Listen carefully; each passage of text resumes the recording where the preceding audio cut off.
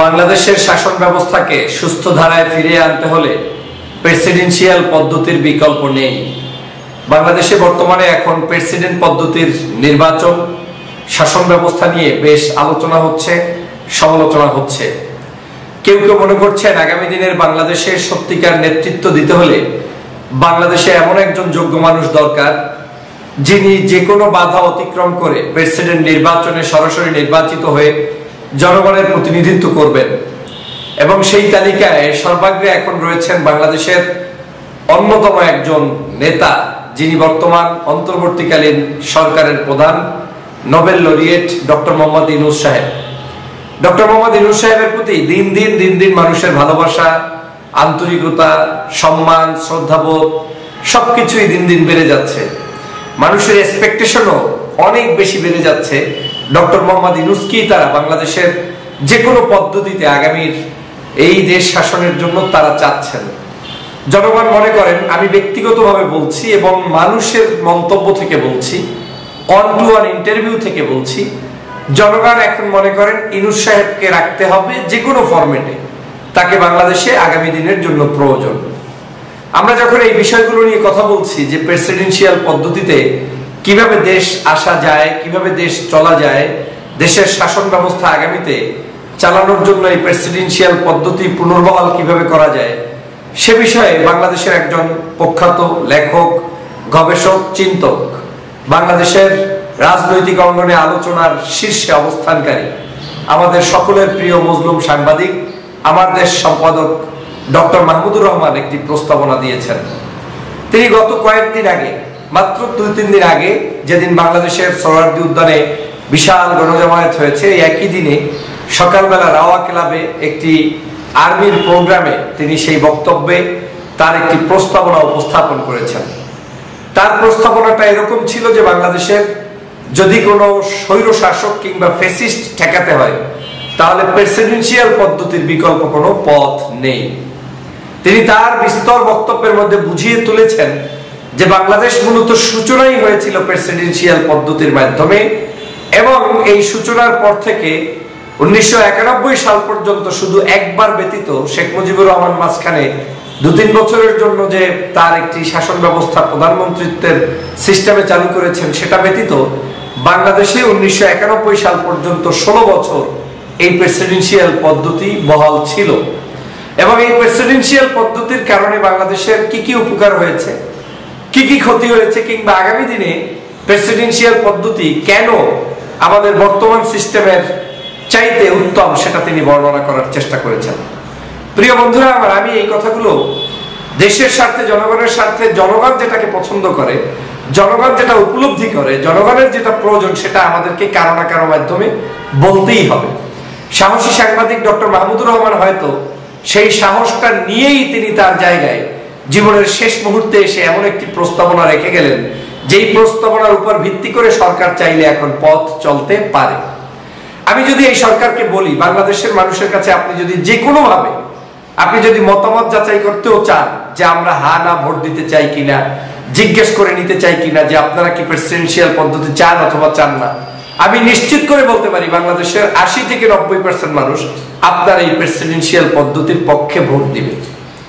এবং আপনার এই জনগণ যখন প্রেসিডেন্সিয়াল পদ্ধতির পক্ষে ভোট দিবে, সরকার চাইলে সেটার উপর ভিত্তি করেও কিন্তু তারা একটি মানে আপনার কি বলে আইন প্রণয়ন করে সেটাকে জাতির কাছে উপস্থাপন করতে পারে যে এখন থেকে প্রেসিডেন্সিয়াল পদ্ধতির স্বাধীনভাবে প্রেসিডেন্ট নির্বাচন অনুষ্ঠিত হবে, এবং স্বাধীনভাবে সেই ব্যক্তি কিভাবে আসবে, আমি এ ব্যাপারে কথা বলছি একটু পরে। আমি আমার সূচনায় যে কথাটা বলতে চাই যে এভাবে করে তারা কিন্তু একটা পথ বাতলে দিতে পারে। দ্বিতীয় পথ হতে পারে সরকার বর্তমান যারা আছেন তারা, যেহেতু 5ই আগস্টের আমাদের সকলের বিপ্লব পরবর্তী সরকার, এবং জনগণ সিদ্ধান্ত দিয়ে দিয়েছে আপনাদেরকে, আপনারা যে সংস্কার কমিশন গঠন করেছেন, এই সংস্কার কমিশনের মধ্য থেকেই আপনারা চাইলে এই জায়গাটায় সংস্কার এনে আপনারা এই প্রেসিডেন্সিয়াল পদ্ধতি পুনর্বহাল করতে পারেন। কেন বলছি এই কথা? যদি প্রেসিডেন্সিয়াল পদ্ধতি পুনর্বহাল হয়, তাহলে অন্ততপক্ষে আপনার কাছে একটা জিনিস নিশ্চিত থাকতে পারেন যে জনগণ যাকে চাইবে তাকে আপনি চাইলে প্রেসিডেন্ট আপনি বানাইতেও পারেন। যেমন ব্যালট পেপার যদি আলাদা থাকে, প্রেসিডেন্ট নির্বাচনে যদি ডক্টর মোহাম্মদ ইউনূস দাঁড়ায়, আর যদি প্রেসিডেন্ট নির্বাচনে যদি আরো 5 জন ব্যক্তি দাঁড়ায়, বিভিন্ন রাজনৈতিক দলের পক্ষ থেকে দাঁড়াতে পারে, অন্যরাও দাঁড়াতে পারে, জনগণ তখন ওই জায়গা থেকে উল্লেখযোগ্য ব্যক্তিকে পছন্দ করবে যে কোন ব্যক্তি বিশ্বের দরবারে সবচেয়ে মাথা উঁচু করে দাঁড়াতে পারবে, দেশটাকে দাঁড় করাতে পারবে, কোন ব্যক্তি সবচেয়ে ভালো অর্থনীতি বুঝবে, সমাজনীতি বুঝবে, তাকে কিন্তু জনগণ ভোট দেবে। এটা শুধু ইউনূস সাহেবকে রাখার জন্যই করতে হবে এমনটা নয়, বরং বাংলাদেশের ভবিষ্যতেও আপনার প্রত্যেকটা সেক্টরে যাতে ভালোভাবে কাজ পরিচালনা হয় সেই স্বার্থে কিন্তু এরকম একটি পদ্ধতি আবিষ্কার করে রাখলে এখনই হচ্ছে সেটার মোক্ষম সময়। আমি আপনাদেরকে বলছি যে বাংলাদেশে যখন এই স্বাধীনতা হয়, আমার দেশ পত্রিকার মাহমুদুর রহমানের রেফারেন্সটা নিয়ে আমি বলছি, তিনি তার প্রবন্ধে বা লেখনীতে উল্লেখ করেছেন যে স্বাধীন বাংলাদেশের যাত্রা রাষ্ট্রপতি শাসিত ব্যবস্থার মধ্য দিয়ে শুরু হয়। তিনি বলছেন, স্বাধীনতার প্রথম ঘোষণায় মেজর জিয়া নিজেকে অস্থায়ী রাষ্ট্রপতি হিসেবে পরিচয় দিয়েছিলেন। তার মানে আমার রাষ্ট্র ব্যবস্থা কিন্তু রাষ্ট্রপতি দিয়ে শুরু হয়েছে।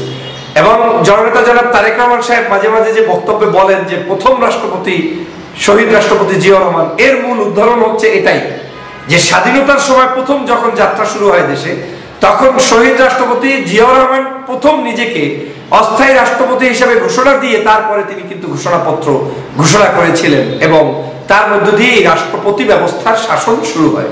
বাংলাদেশের রাষ্ট্রপতি হিসেবেই পরিচয় নিয়েই কিন্তু শেখ মুজিবুর রহমান 1972 সালের 10ই জানুয়ারি বাংলাদেশে প্রত্যাবর্তন করেছিলেন, পাকিস্তান থেকে স্বদেশ প্রত্যাবর্তন করেছিলেন। এরপর তিনি ব্রিটিশ ধাঁচের সংসদীয় রীতি অনুযায়ী প্রধানমন্ত্রীর পদ গ্রহণ করে 3 বছরের মাথায় একদলীয় বাকশাল সরকারে কোন নির্বাচন ছাড়াই আবার রাতারাতি রাষ্ট্রপতি বনে গিয়েছিলেন। দেখেন, এখানে কিছুদিন তিনি ছিলেন প্রধানমন্ত্রী সিস্টেমের, আবার কিন্তু তিনি রাষ্ট্রপতিতেই ব্যাক করেছেন এবং সেটা একদলীয় বাকশাল কায়েম করেছেন, সেটা ভিন্ন আলোচনা। রাষ্ট্রপতিতে তিনি গিয়েছেন।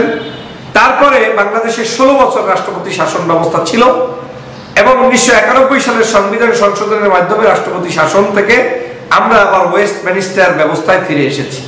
মাহমুদুর রহমান তার প্রবন্ধে বলছেন যে আমরা এই বাংলাদেশে কিন্তু রাষ্ট্রপতি ব্যবস্থার মধ্য দিয়ে শাসন থেকে শুরু করেছি, মাঝখানে কিছুদিন আমরা শেখ মুজিবের সেই প্রধানমন্ত্রিত্ব সিস্টেমে আমরা দেশ চালিয়েছি, আবার কিন্তু তিনি বাকশালের মধ্য দিয়ে রাষ্ট্রপতির ব্যবস্থায় ফিরে এসেছেন এবং এই রাষ্ট্রপতি পদ্ধতি কিন্তু তারপরে আর বিলুপ্ত হয়নি। 1975 সালের এই যে আপনার এটাকে কি বলে, আমার শেখ মুজিবুর রহমানের হত্যাকাণ্ডটি ঘটেছে, তারপরেও কিন্তু এই রাষ্ট্রপতি ব্যবস্থার মধ্যে 16টি বছর 1991 সাল পর্যন্ত এটা ছিল। 91 সালের পরে রাষ্ট্রপতি ব্যবস্থাটা আমরা আবার বাদ দিয়েছি, কারণ আমরা বিভিন্ন ধরনের তখন মনে করেছি যে স্বৈরশাসনের পতন, বিভিন্ন ধরনের পতন, এই সব কিছুর পতনের মধ্য দিয়ে আমরা রাষ্ট্রপতি শাসন ব্যবস্থাটাকে ভালো মনে করি নাই, তখনকার সময় এটাকে আমাদের কাছে গ্রহণযোগ্য মনে হয় নাই, বিদায় আমরা সেটাকে বাতিল করেছিলাম। কিন্তু বাতিল করার পরে আজকের এই বাংলাদেশে এখন পর্যন্ত শান্তির কি পথ আমরা খুব একটা পেয়েছি? 53 বছরে নতুন করে বাংলাদেশের শান্তির পথটা কোথায়? যে কি পদ্ধতিতে আমার শান্তি হবে?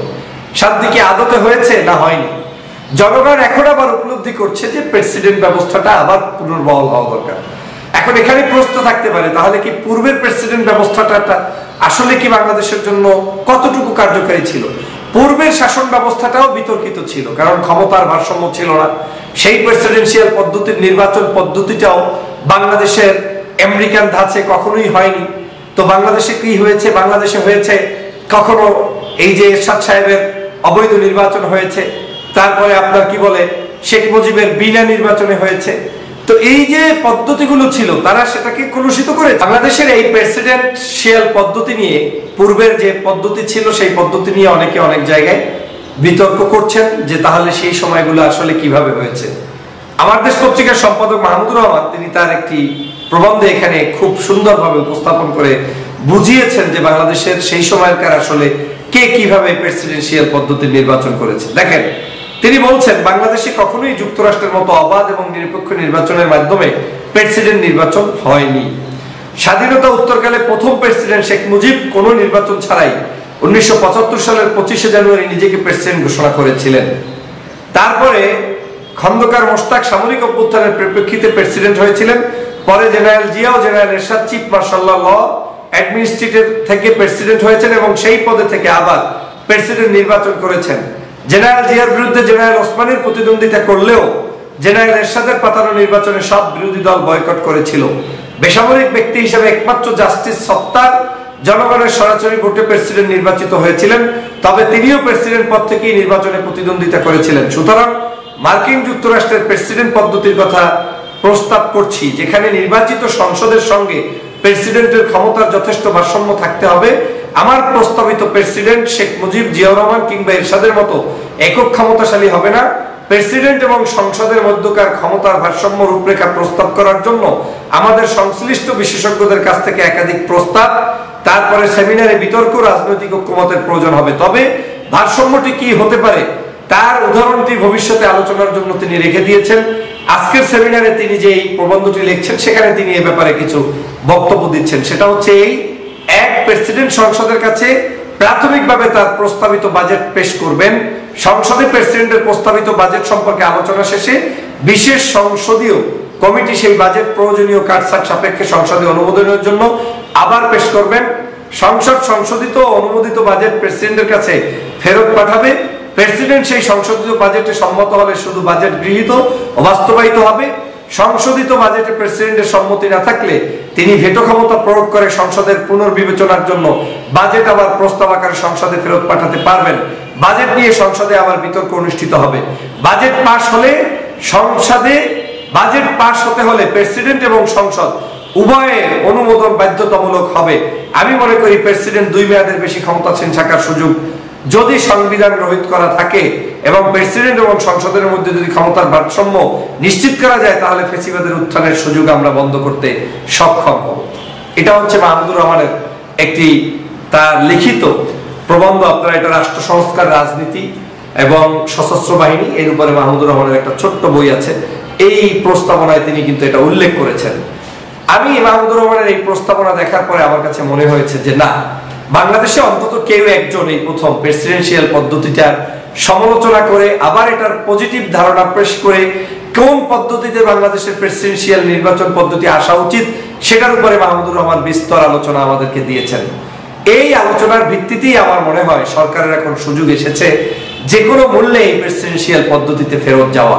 এবং আপনারা যদি এটা যেতে পারেন তাহলে বাংলাদেশের ক্ষমতার ভারসাম্য দেশের জন্য, মানুষের জন্য এবং বাংলাদেশের গণতন্ত্রের জন্য সুসংহত হবে এবং জনগণ কিন্তু লম্বা সময়ের জন্য একটি সুন্দর সুষ্ঠু ধারায় বাংলাদেশকে নিয়ে যেতে পারবে। আর যদি সেটা আমরা করতে ব্যর্থ হই তাহলে এই বাংলাদেশের যে আশায় আমরা বাংলাদেশের 24-এর অভ্যুত্থান ঘটিয়েছি কিংবা বিভিন্ন সময় আন্দোলন সংগ্রামে মানুষগুলো মৃত্যুবরণ করছে, সেই আশা কিন্তু আমাদের ধ্বংস হয়ে যাবে, আমাদের দেশ ধ্বংস হয়ে যাবে, আমাদের দেশ আসলে ভালো কিছু পাবে না।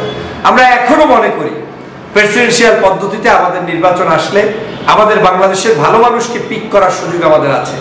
300 আসলে আমরা যখন 300 মোড়লদেরকে বসিয়ে দেই, তারা যাকে সিদ্ধান্ত নিবে তাকে আমাদের প্রেসিডেন্ট মেনে নিতে হবে। এটা এক ধরনের আমাদের বাংলাদেশের জন্য কিন্তু অভিশাপ হিসেবে থেকে যাবে।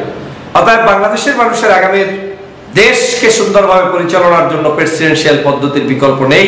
আসুন মাহমুদুর রহমানের কণ্ঠে কণ্ঠ মিলিয়ে তার এই প্রস্তাবনাকে সরকারের সুউচ্চ মহলে দৃষ্টিগোচর করে আমরা আমাদের দেশে নতুন করে নতুনভাবে এই দেশকে সাজিয়ে নেওয়ার জন্য সকল সংস্কার সম্পন্ন করি এবং একটি সুষ্ঠু সুন্দর ধারার নির্বাচন ব্যবস্থা পদ্ধতি চালু করি। সবাইকে ধন্যবাদ।